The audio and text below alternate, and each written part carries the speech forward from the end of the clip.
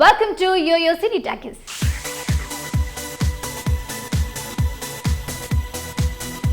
Mokshagna entry ఇవ్వకముందే నందమూరి బాలయ్య పుత్రోత్సాహాన్ని enjoy చేస్తున్నాడు. మోక్షజ్ఞ బర్త్డే సోషల్ మీడియాలో ట్రెండింగ్లో నిలవడంతో బాబు ఫుల్ హ్యాపీగా ఉన్నాడట. దీంతో మోక్షజ్ఞ తెరంగేట్రానికి భారీ ప్లాన్ చేస్తున్నాడని టాక్. ఇంతకీ తనయుడి కోసం బాలకృష్ణ ఎలాంటి ప్లాన్ చేస్తున్నాడు? ఆ ప్లాన్ ఏంటో తెలియాలంటే ఈ స్టోరీ చూసేయండి. వారసుడు ఎంట్రీ ఇవ్వకముందే నందమూరి బాలయ్య ఫుల్ ఖుషి అవుతున్నాడు. రీసెంట్ గా మోక్షజ్ఞ బర్త్డే నేపథ్యంలో నందమూరి ఫ్యాన్స్ చేసిన సందడి అంతా ఇంతా కాదు. దీంతో సోషల్ మీడియాలో నందమూరి వారసుడు ట్రేడింగ్లో దూసుకుపోయాడు. విషయం తెలుసుకున్న బాలయ్య వారసుడి విషయంలో తెగ సంతోషపడిపోయాడట.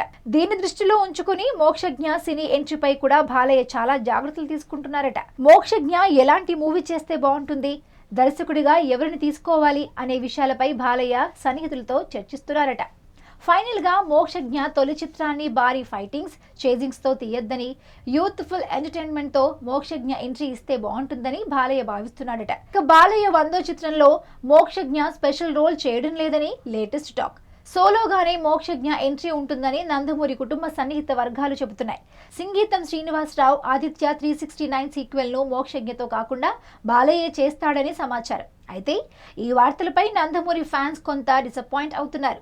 మోక్షజ్ఞ యూత్ఫుల్ ఎంటర్టైనర్ లో కాకుండా ఆదిత్య 369 సీక్వెల్ కానీ ఇంకేదైనా పవర్ఫుల్ రోల్ కానీ ఎంట్రీ ఇస్తే బాగుంటుందని కోరుతున్నారు.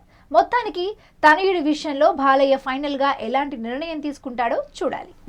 Hi, this is Shreya. Please watch Yo-Yo TV. Enjoy.